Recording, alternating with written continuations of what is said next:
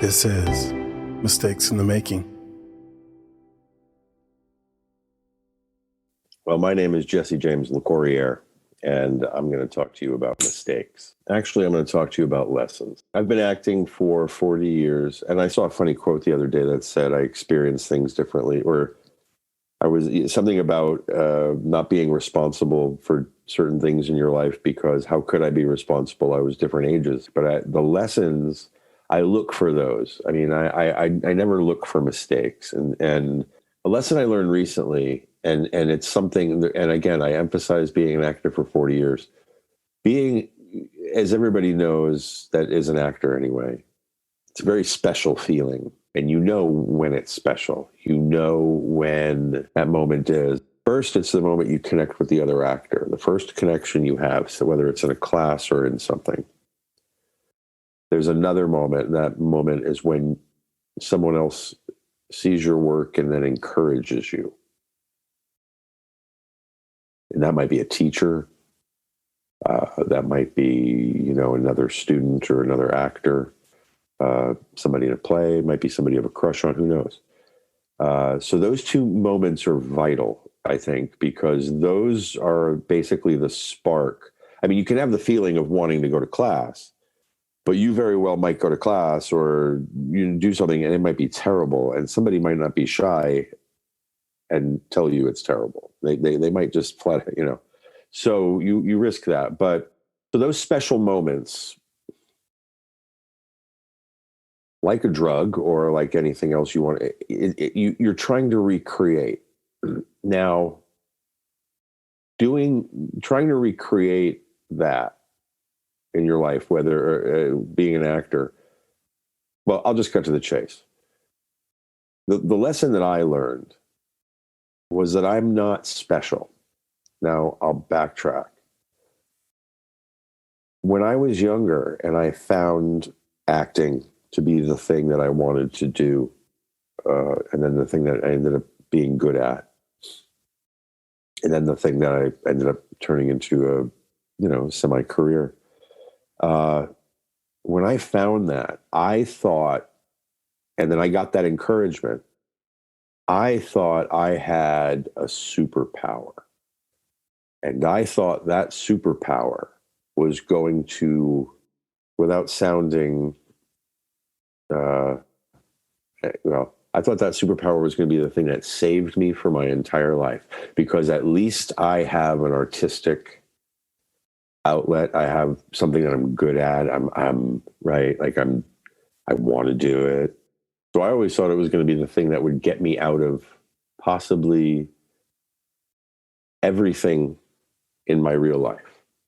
As long as I acted and as long as I made money doing it, as long as people hired me, as long as those wheels kept turning, it was going to be the thing that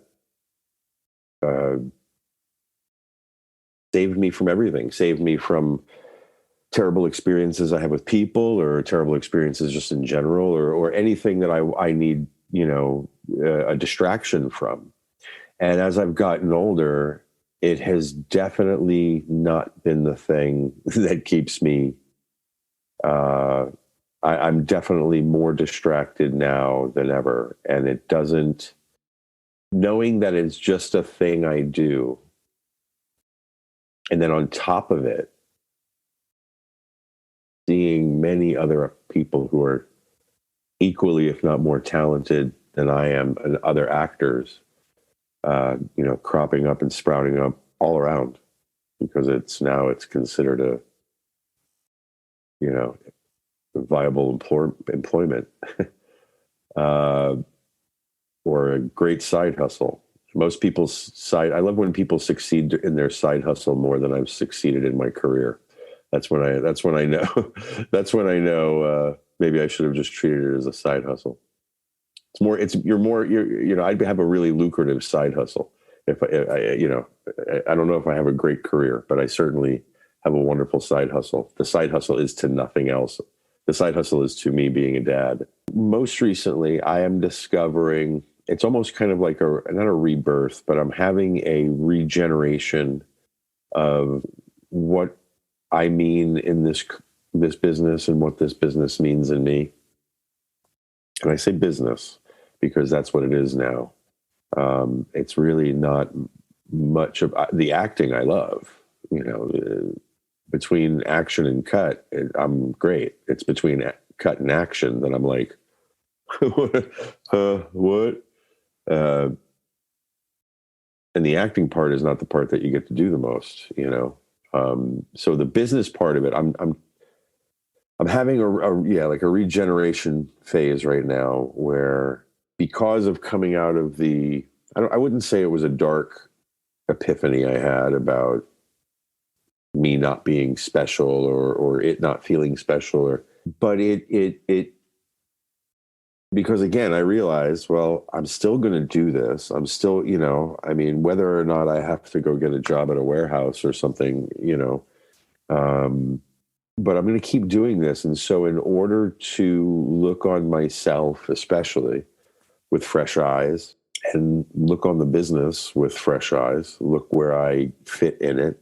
But I got really introspective about what it is I do. And I was talking to a friend of mine earlier today, and I said, what this pandemic did is I think it did for a lot of people, whether they realize it or not, is it made us all realize that whatever we had in this moment is what we had for the rest of our lives. Physically, whatever you had, wherever you lived. When we went into lockdowns and that all started happening and everybody started, whatever you had was, and it was a pretty good, I think, gauge of like where, if you couldn't face that, if you couldn't face where you lived or faced who you lived with or who you had in your life, because wake up call, career. This is why there's so many people who left their jobs, who got fired, obviously. There's all that.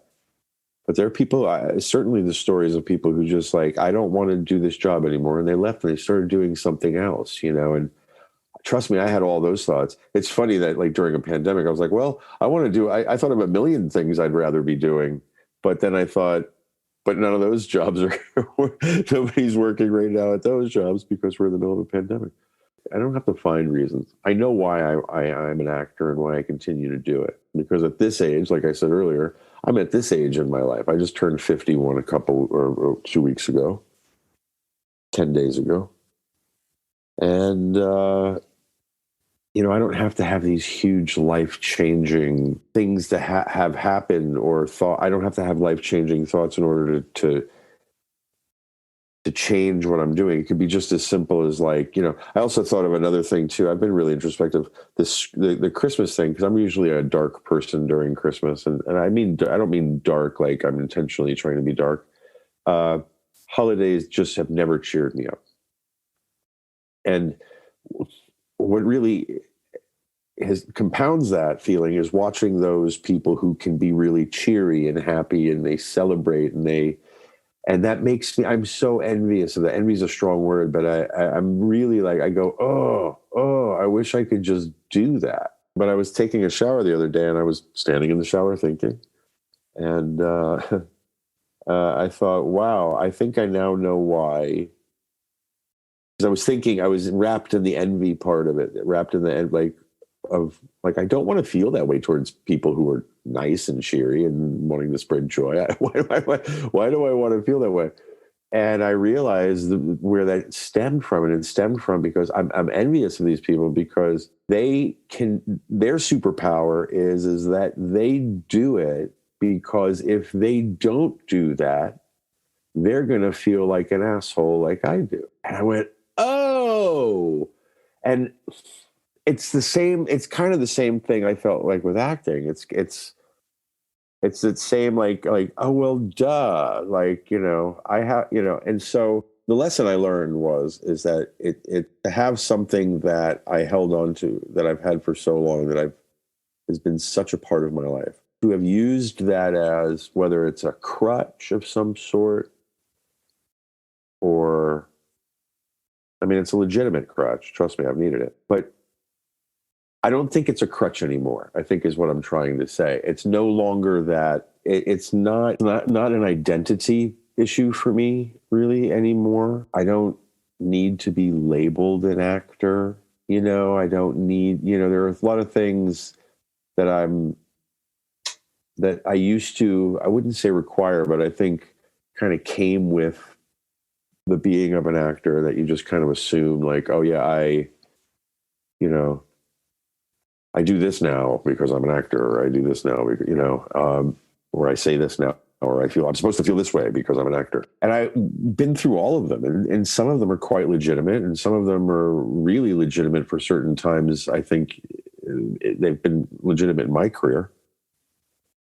But the one that has always got me was the one where it's like, well, I'm special. Nobody can do what I do. But when faced with like a global thing like we're in right now, I don't know. It helped me. It helped me realize like I'm not. Acting was my Superman identity to my Clark Kent, and now as Clark Kent, I'm realizing I don't need the Superman part of it, I think, is what I'm trying to say. I don't require it. It doesn't. There isn't a part of me that feels like I have to constantly be. 2 years ago, I didn't know if anybody was going to care about actors anymore. I was trying to figure out like, well, how serious is this shit, and how weak is this fan? I didn't know if and I went back to work. I worked on a couple shows, and that was nice. And I can't say it didn't feel like a lot of people just kind of like going through the motions of not going through the motions. I mean, we made a legitimate show. I mean, it was a Marvel show, for Christ's sake, and an episode of The Walking Dead. So it wasn't small potatoes, but it was still almost kind of like, well, what else are we going to do? We're going to sit around and that I like sitting around. I didn't have a problem with sitting around, but I also enjoy working. I don't like working under the conditions that we're in right now. Things are already stressful and enough when you're making a film or making a show, and there's just it adds another tension. This business has gotten so serious for me. I invested so much of my identity in who I was as a person and who I was to the world, in the identity of being an actor, and not even knowing what that identity was. But as I got older, you hear the rumors of what other people think actors are. Oh, you guys are great liars, or you guys are cheaters, or you guys are this, you're that, the other thing. And you hear all these bald-faced, kind of reactions to it. And it is that for people. But, I chose to do this for my life. And, I never want to move backwards. And I think I'm moving in a forward direction. I feel good. I feel like I've overcome something that it wasn't weighty, but I knew that I would have to shake feeling responsible for the identity. And that's cool. I like that. That's where I'm at with it. You've been listening to Mistakes in the Making. If you have your own mistake that you've made while in the film industry and you want to let others know so they don't make the same mistake, reach out to us at contact@bonsai.film and we'll take it from there. You can also reach out to us on social media at _Bonsai Creative on Instagram and Twitter. And you can search for us on Facebook and YouTube by searching for Bonsai Creative. You can also visit us at our website, where we have industry insights and links to all of our podcasts and so much more at www.bonsai.film. And thank you for listening.